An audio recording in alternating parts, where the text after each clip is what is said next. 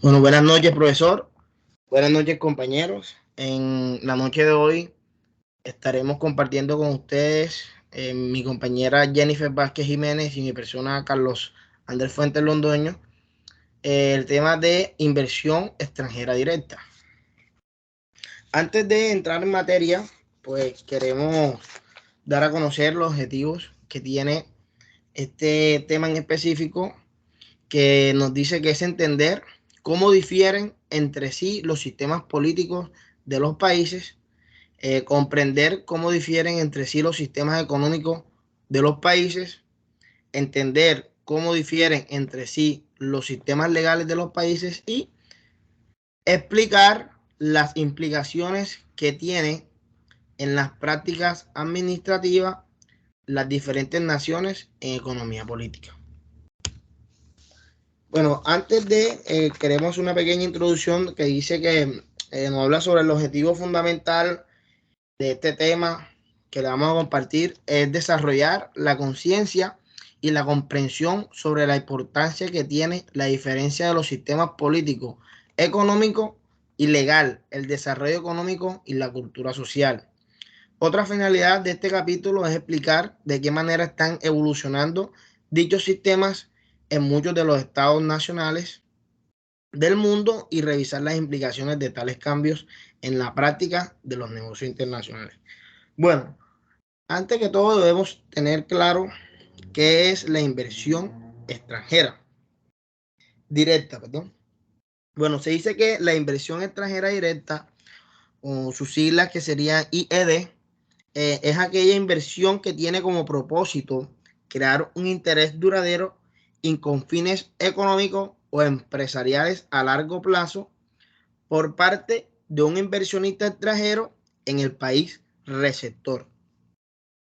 La literatura y evidencia empírica identifican a la IED o inversión extranjera directa como un importante catalizador para el desarrollo, ya que tiene el potencial de generar empleo, incrementar el ahorro y la capacitación de la captación de divisas, estimular la competencia, incentivar la transparencia de nuevas tecnologías e impulsar las exportaciones.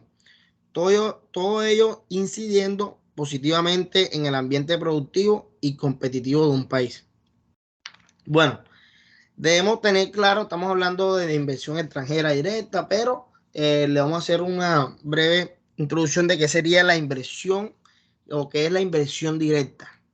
Bueno, la inversión directa son los aportes de capital que cumplen con los siguientes dos requisitos. Uno, que exista una relación accionaria entre el inversionista y la empresa que reside en una economía distinta y que el inversionista tiene una influencia significativa en la toma de decisiones de la empresa. Bueno, hablemos un poco sobre la inversión extranjera directa en nuestro país, o sea, en Colombia. Bueno, se dice que aquí la inversión extranjera directa es la inversión directa realizada por inversionistas residentes en el exterior, en empresas residentes en Colombia. También se denomina inversión directa pasiva.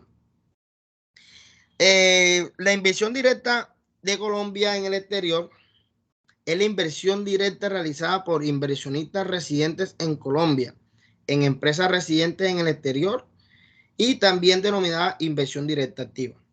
Bueno, al finalizar la clase y finalizar las diapositivas, le estaré mostrando un tipo de gráficos en los cuales le van a mostrar la información balanza cambiaria que muestra los comportamientos de la inversión extranjera a febrero de este año 2022 para mostrarle con gráficos los principales resultados que ha tenido la inversión extranjera directa en nuestro país.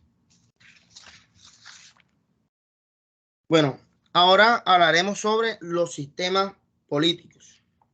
Se entiende por sistemas políticos que ese es el tema, que es el sistema de gobierno de una nación, Los sistemas políticos se evalúan en dos dimensiones. La primera es la medida en que se destaca el colectivismo o el individualismo. Bueno, entonces, ¿qué es el colectivismo e individualismo? Se entiende por colectivismo que es un sistema político que da primacía a las metas colectivas antes que a las individuales. Cuando impera la necesidad del conjunto de la sociedad, se consideran más importantes que las libertades individuales. En tales circunstancias, el derecho de un individuo a hacer algo se restringe con el argumento de que va en contra del bien de la sociedad o el bien común. Esto más que todo quiere decir es que aquí prima el bien común que el bien individual. Entonces, vamos con el socialismo. Se entiende por los socialistas, dice que los socialistas modernos sitúan sus raíces intelectuales en Karl Marx en 1818-1883, aunque está claro que el socialismo es anterior a él. Hay elementos socialistas en los escritos de Platón que decía que una sociedad capitalista es la que no restringe las libertades individuales. Unos cuantos se benefician a expensas de la mayoría, mientras que los capitalistas exitosos acumulan cuantiosas riquezas. Los salarios que devenga la mayoría de los trabajadores se reducen hasta niveles de subsistencia. Bueno, entonces entramos en lo que es la democracia y totalitarismo.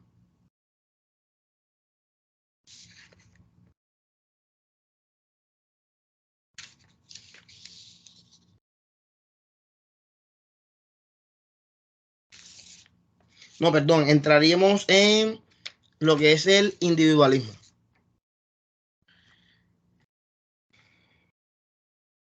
Bueno, dice que el individualismo se remite a la filosofía de que un individuo debe ser libre de buscar sus intereses económicos y políticos, en contraste con el colectivismo.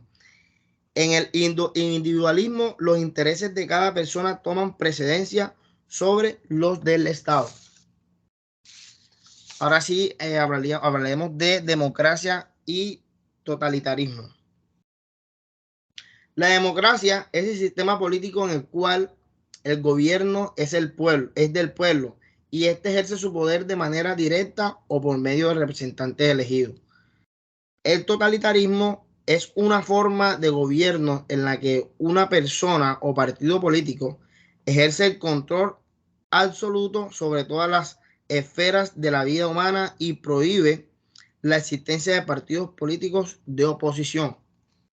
Bueno, y aquí donde nace la democracia, que dice que es como dice que es la forma pura de democracia, como la practicaban algunas ciudades en el estado de la antigua Grecia, se basa en el concepto de que los ciudadanos deben participar de manera directa en la toma de decisiones, en sociedades complejas avanzadas con poblaciones de decenas o cientos de millones de habitantes.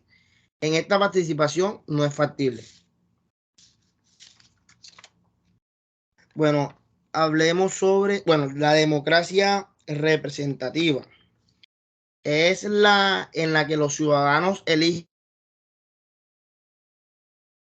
a ciertos individuos para que los representen, los cuales forman un gobierno cuya función es tomar las decisiones a nombre del electorado. Es una democracia representativa. Los representantes que no desempeñan bien este trabajo quedan fuera de la siguiente elección. Bueno, continuando con los sistemas políticos, en este caso el totalitarismo, se dice que el totalitarismo es un tipo de régimen político autocrático que se dice que este está caracterizado por reprimir con gran fuerza las libertades civiles y los derechos políticos. Además, en estos sistemas, el partido busca dominar todos los aspectos de la sociedad. Seguimos con el totalitarismo comunista, que dice que totalitarismo es el término que se conoce a las ideologías, los movimientos y los regímenes políticos donde la libertad está seriamente restringida y el Estado ejerce todo el poder sin divisiones ni restricciones. También encontramos el totalitarismo teocrático, que es una forma de gobierno no democrática. En esta, los representantes administran su gobierno en nombre de Dios. En las teocracias, los gobernantes son simultáneamente jefes del gobierno y jefes espirituales. Y encontramos el totalitarismo derechista. El totalitarismo maneja su propia concepción del derecho, afirmando que solo existe un derecho positivo que el Estado otorga a las personas. Es decir, que no existen derechos naturales en las personas por el solo hecho de ser personas. Además, niega la existencia de dignidad en la persona humana de manera natural.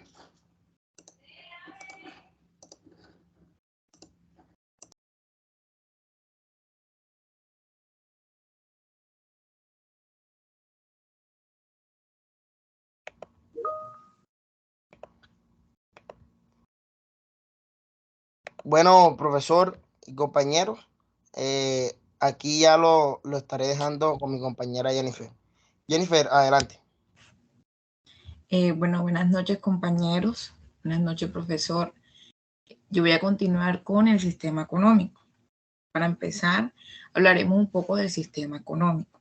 El sistema económico es una forma de organización económica, valga la redundancia, que una sociedad lleva a cabo para gestionar y administrar los recursos que dispone. Es más probable que hallemos sistemas económicos de mercados en países donde las metas del individuo tiene primicia sobre la colectiva. Es decir, las metas del individuo, de las empresas individualistas, priman o están por encima de las empresas colectivas. Entonces, en el sistema económico encontramos tres economías. La primera sería la economía de mercado, que en esta podemos decir que todas las actividades productivas son efectuadas por empresas privadas en lugar de pertenecer al Estado. La oferta y la demanda determinan la producción y ellos afectan a los productos mediante un sistema de precios. Es decir, si la demanda de un producto excede la oferta del precio, esto quiere decir que aumenta. Pero si la oferta de la empresa, si la oferta supera la demanda, el precio baja. Es decir, en este caso, dependiendo cómo se encuentre la economía del mercado, se ve si la demanda y la oferta están en constante movimiento, si aumenta o disminuye.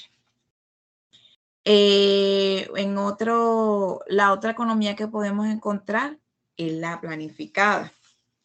El gobierno determina los bienes y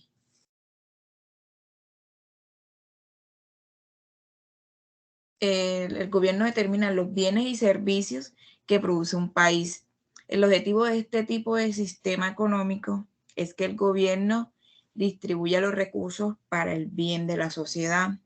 Además, todas las empresas pertenecen al Estado. El objetivo de esta economía es movilizar los recursos económicos al bien público.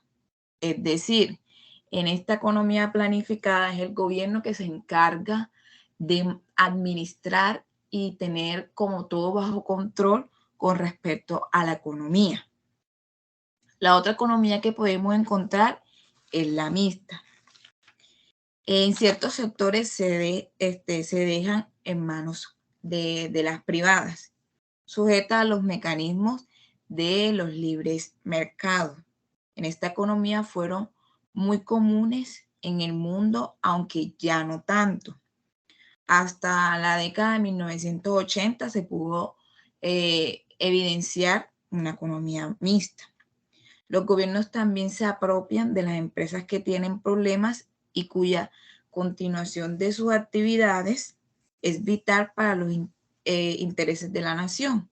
Es decir, empresas que estén en problemas o no estén en un buen desarrollo, el gobierno se apropia de ellas para así ayudarle a salir de ese problema, y a la vez son de intereses nacionales, o sea, interés del Estado. El otro sistema que vamos a ver es el sistema legal. En este podemos decir que comprenden las reglas o leyes que dictan el comportamiento y los mecanismos con que se aplican esas leyes, y se ventilan las diferencias. Estas leyes regulan las prácticas de los negocios, defienden de manera en que se lleven a cabo las transacciones comerciales y fijan los derechos y obligaciones de estas participantes. En este sistema legal vamos a ver diferencias de sistema legal, diferencia entre el derecho contractuales, corrupción y derecho de propiedad, y ley de práctica de corrupción en el extranjero. En los diferentes sistemas legales encontramos el derecho consuetudinario. Se basa en tradición, precedentes y costumbre. Las tradiciones es el historial legal de un país. Los precedentes son los casos ya pertenecientes a los tribunales, y las costumbres son las maneras en que se aplican las leyes en situaciones particulares. En el derecho continental, ese se basa en un conjunto muy detallado de leyes organizadas en código, con base en tribunales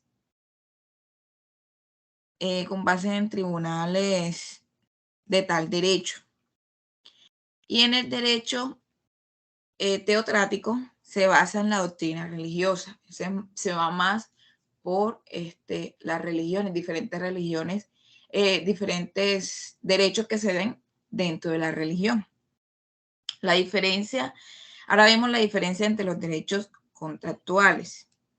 Un contrato es un documento que especifica las condiciones en las que ocurre un intercambio y detalla los derechos y las obligaciones de las partes. Base a esto, el derecho contractual es el conjunto de leyes que rige la obediencia a los contratos de las partes de un acuerdo. De un acuerdo. Recurren al derecho contractual cuando uno opina que la otra falte o que la otra no esté cumpliendo. Entonces ahí entra el derecho contractual, que interviene entre las partes. El otro punto que vamos a ver es la corrupción y derecho de propiedad.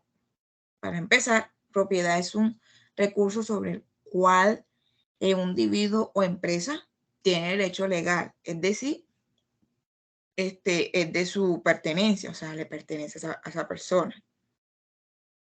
Derecho de propiedad es el conjunto de derechos legales sobre el uso que se da de un recurso y sobre el destino de los recursos divididos de esos recursos.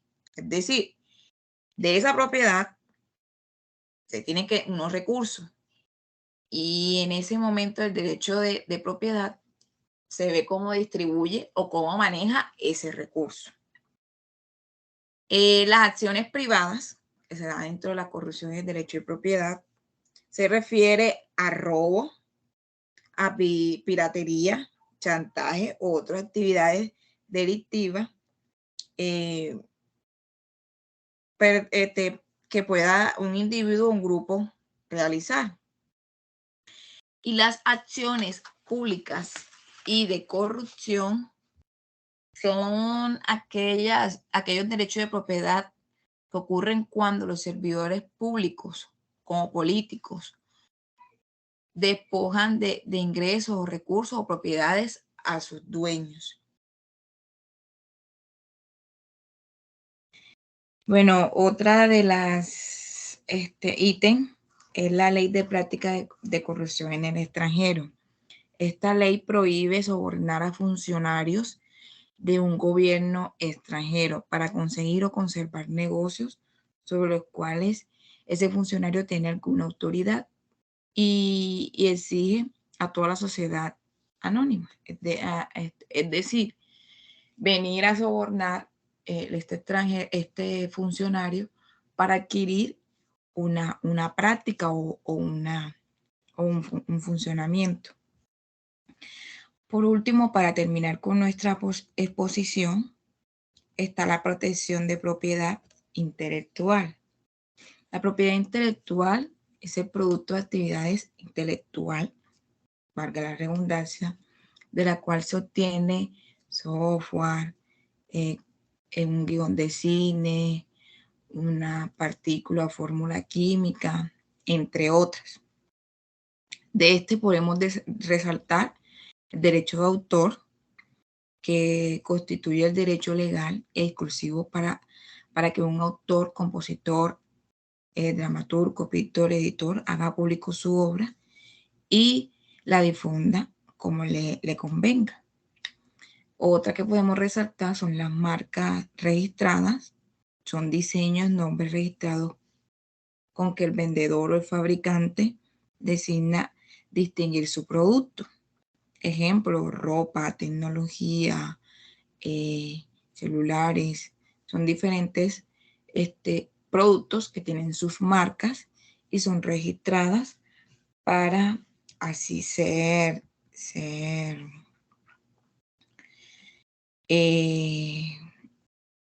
identificadas. Entonces, no siendo más, esto ha sido nuestra exposición el día de hoy de inversiones directas.